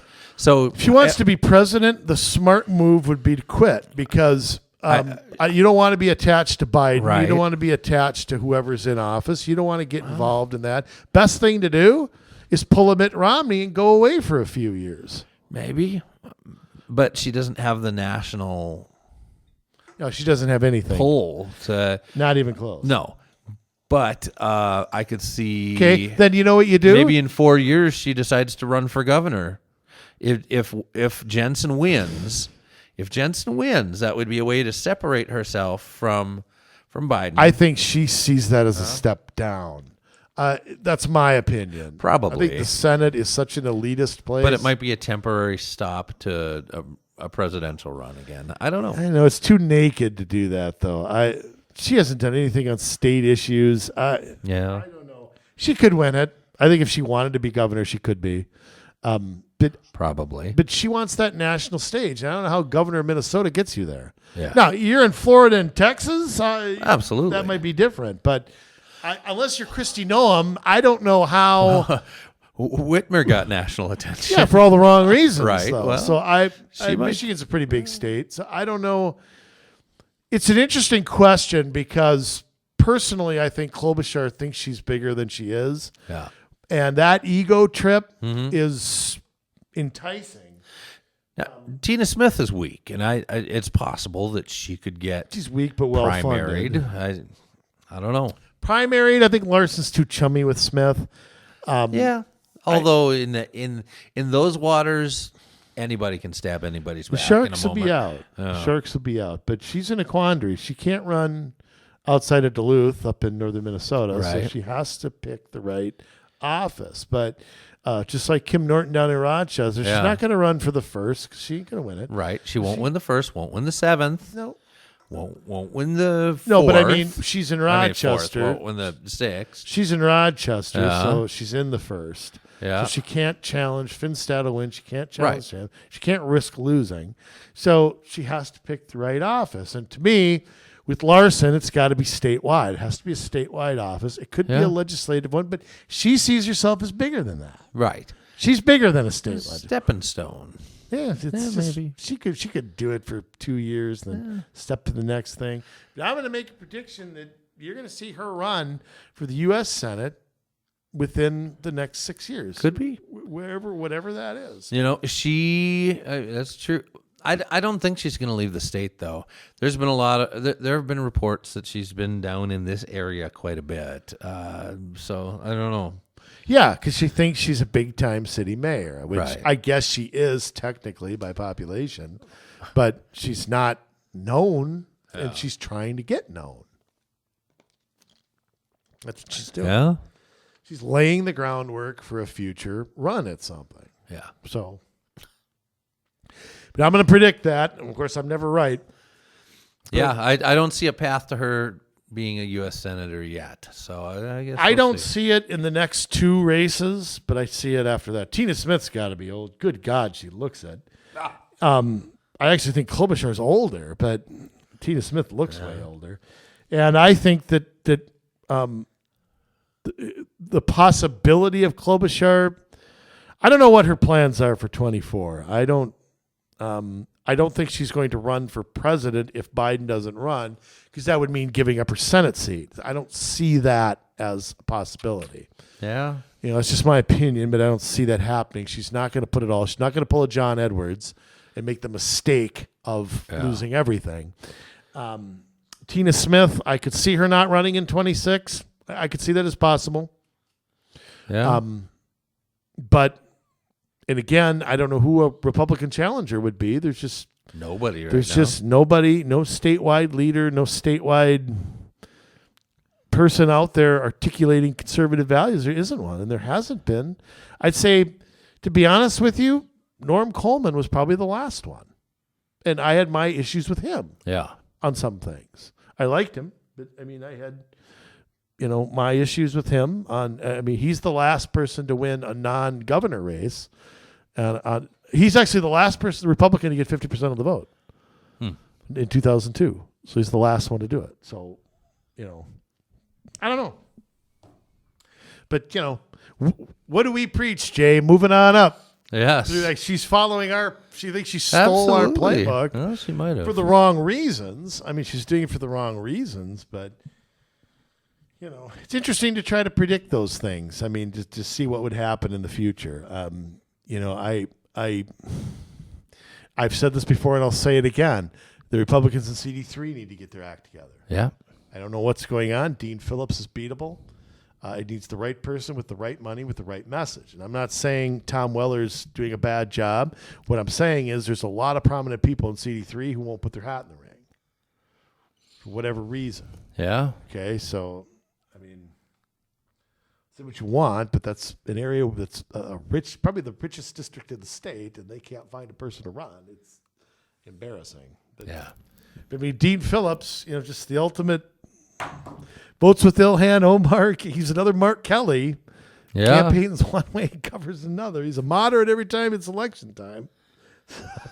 So he's who I'm stuck with. Yeah. Have fun with I that. will say this. Yeah. I can't make anything. I will say this. I found myself agreeing with Phillips here and there, though. I do follow him on Twitter quite a bit. Yeah. Made comments once or twice, maybe. I do find myself agreeing with him here and there. And I wish the Dean Phillips that you'd see campaigning was really the guy who went to Washington. But he's just another guy corrupted. Either he's corrupted by it, lets himself be corrupted by it, or he's a phony. Yeah. One of the three. So, and I say that about a lot of people on both sides. Oh, yeah. There's a lot of them. So, by the way, I never. What do you think about the Craig Kistner race? What's your prediction there? Well, I see a lot more of him than I see of Angie Craig. I'll say that. Quite a bit of her, though. But yeah, I don't know. She's what, a 2-term at this point? 2018. I don't know. I mean, incumbency always helps True. in a race like that, but that area, it's been very purple, and I don't think it's gone blue. I think there's still quite a bit of red out there. So, yeah, I think that they can, and with how they readjusted the boundaries, I think it's possible he pulls that off. Real Clear Politics had the KSTP poll at 46-46 in that race. Now, I don't know. There's not a lot of polling out there, and the KSTP USA survey poll has been way off on some other races, particularly the governor's race of this state. They're way off. They're not even MinPost has it as like a 3 or 4 point race. Yeah. So within the margin of error, and some of them, show Governor Walz even lower than the Trafalgar poll. But again, if it's 46-46, Kistner wins. Yeah. No doubt about it. Okay. If he's down by 1 or 2, he probably wins. If I saw a poll showing Craig up 5, she pulls it out. That's because I kind of right now give the Republicans about a 3-point edge that we're not seeing. Yeah. So just because of the wind and all that, but I don't know. Has there been a time where Republicans have had 5 of the 8 seats in Minnesota? Has that I can't remember. I don't remember it. I remember being at 6-2 when I was growing up. Yeah. The only one you guys had was Jim Ramstad was there for a long, long time. So I remember voting for him when I want to say I voted for him the year Jesse Ventura. What year did he quit? Because Paulson was his replacement. I don't remember, but and I don't remember who the other one was. Been racking my brain trying to think. But I remember we had 6 Democrats and 2 Republicans, but both of our senators were Republican. Yeah. Boschwitz and Durenberger. Yes. We had Oberstar and Sabo, and I don't remember the other one. Tim Penny, was he a House guy at that time? I'm trying to remember. I was up into 8 with Oberstar. Bruce Vento, he was Gene Sikorsky, he was another one. Sikorsky. Yeah. Remember those ads? Oh boy. Yes. So I remember it was when John Klein and Gil Gutnick were there. I want to say it was 4-4 for a long time. Because Mark Kennedy had Michelle Bachmann's seat that Tom Emmer has now. And the Peterson was still out in the 7th. Yeah. I'm going to have to look that up. It's going to bother me. Who was, Oberstar was up in the 8th. Yeah. Forever. Who was before Betty McCollum in the 4th? Oh, I don't remember. That would have been like 1935. I don't think she's been there that long. Maybe 41, maybe. I don't know. Because you had Klein, Gutnick.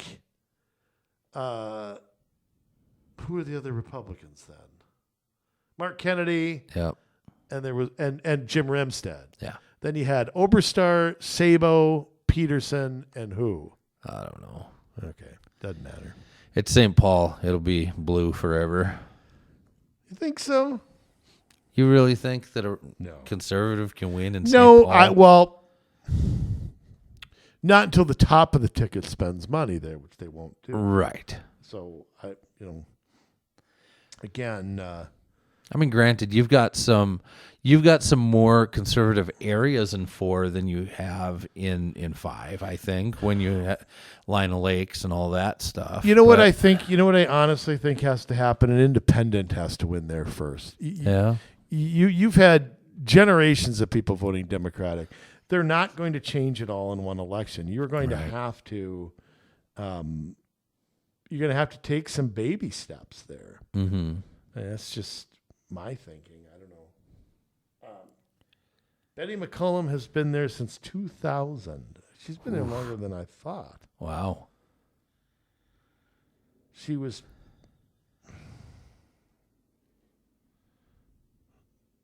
I'm going to have to look. This is going to bother me. I'm going to look this up. Bruce Vento. He's the one who used to be there. He did not seek re-election in the year 2000. I know he's since passed away. Wow. Wonder if it's any relation to the 281 guy. It is. Really? They are related. Oh, boy. I don't know how. Well, that explains a lot. Bruce Vento. Yeah, he actually died during the campaign in 2000. I want to say... Yeah, John Vento. That's a child of his. I think it is the same. Criminy. Politics, the family business, right?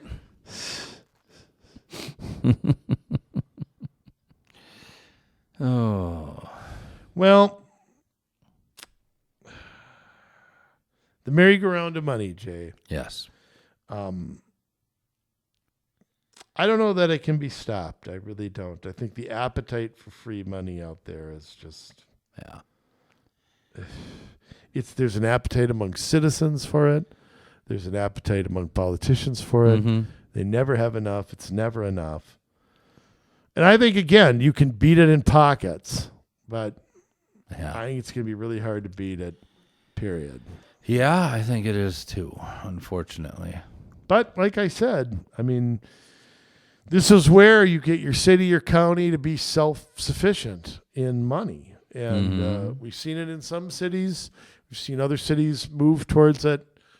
It can take a long time because of obligations you have to pay from previous decisions. But I'd love to see it. I mean, I'd really love to see it metastasize. That's a good metastasizing. Yeah. Everywhere. Jay, it's that time again. All right. Bring it on. You know, I have to get home and start a new Flixnet series. That's what I have to do, or Hulu or whatever. Huh. Before I do, ladies and gentlemen, I will keep you waiting no longer.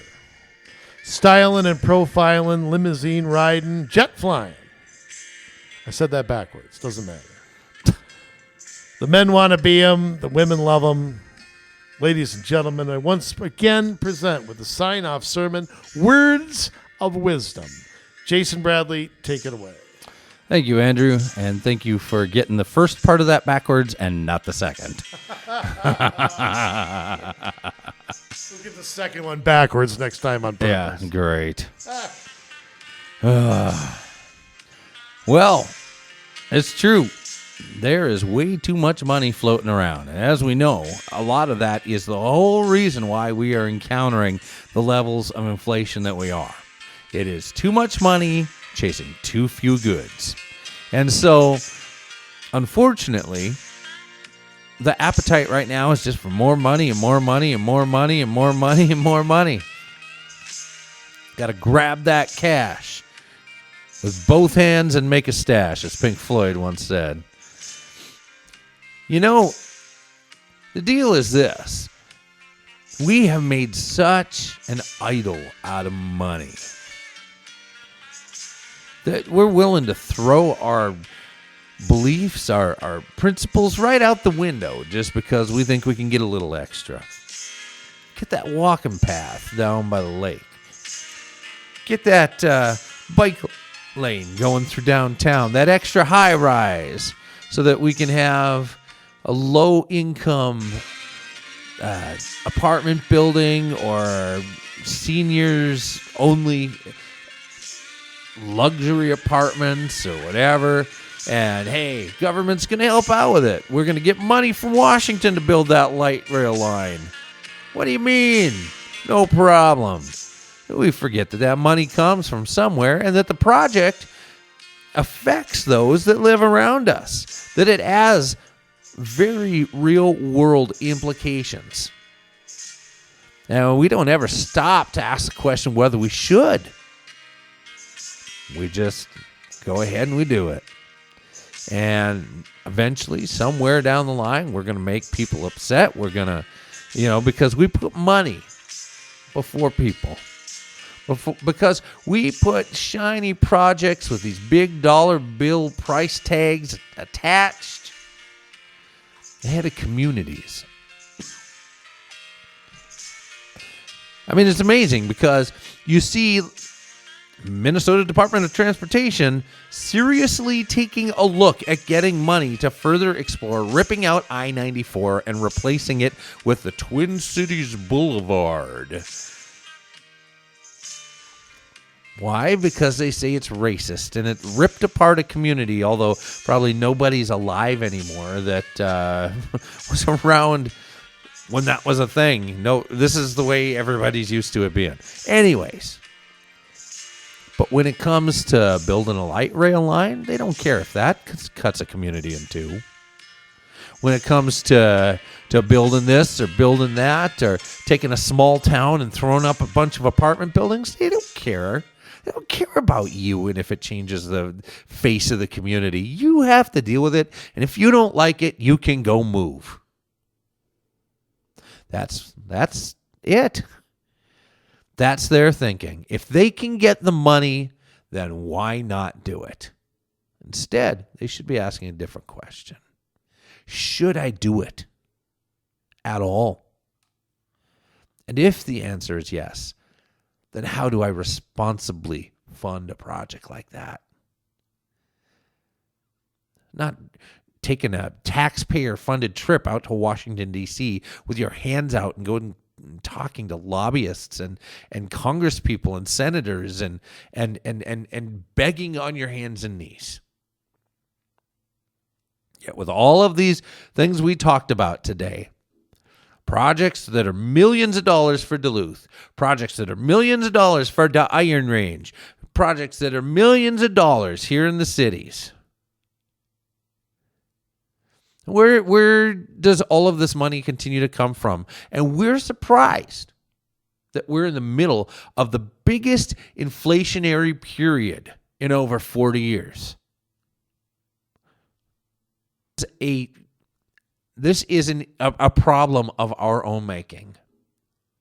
This is a problem of our own greed. We have made an idol out of money. You cannot serve money and expect that it's not going to come around and bite you.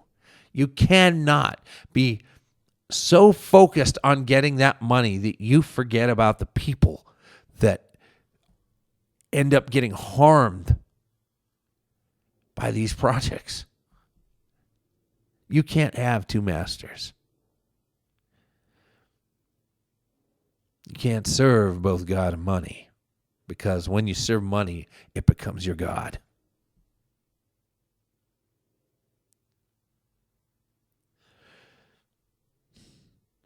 But that's where we are. We have idolized it to such a point that we will do anything to get it.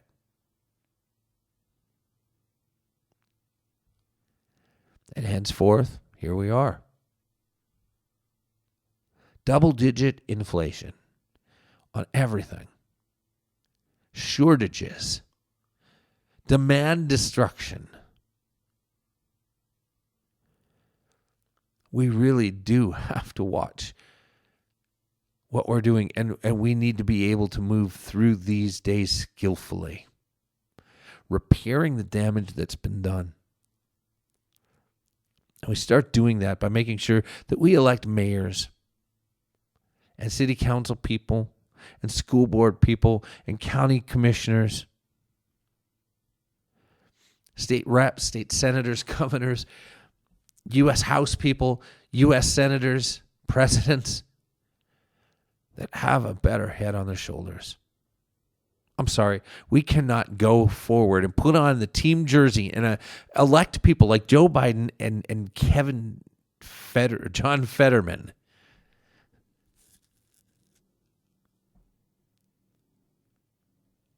who have no ability other than to do what they're told by the people that run them. We cannot go and elect phonies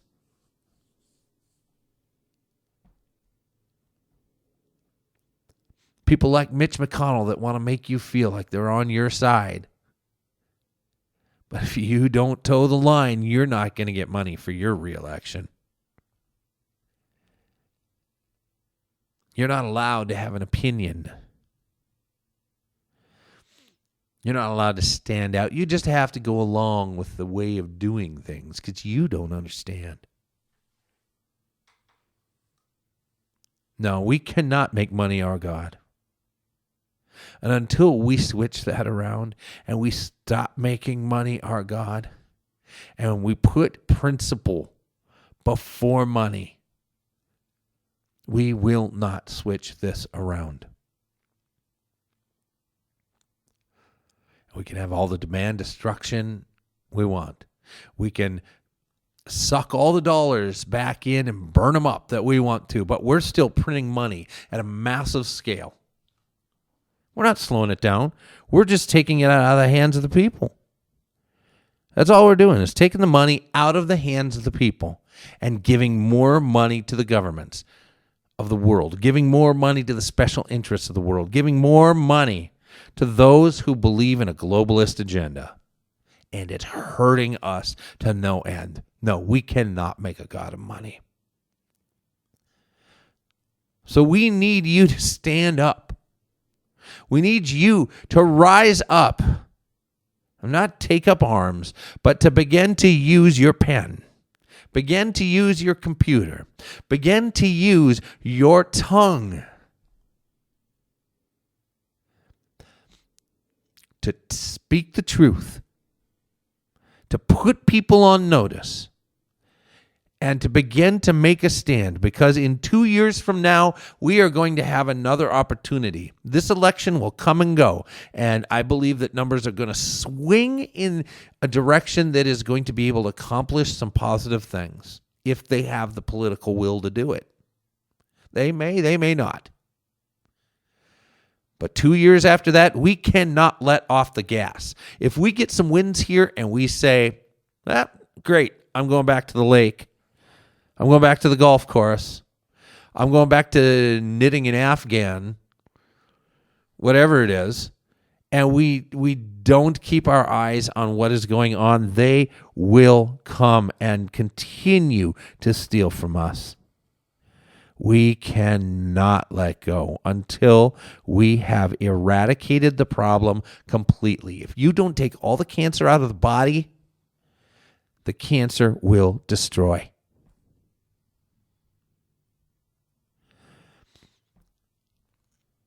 So if you're with us, you want to help accomplish this, get a hold of us. COMMSolutionsMN@gmail.com. That is COMMSolutionsMN@gmail.com. We're here for the long run. We are here for the fight. And I hope that you will join us. Spread the word and ready yourself, because we're just getting started. This is the Community Solutions Podcast, and we love you so much. But now it's your turn to get to work.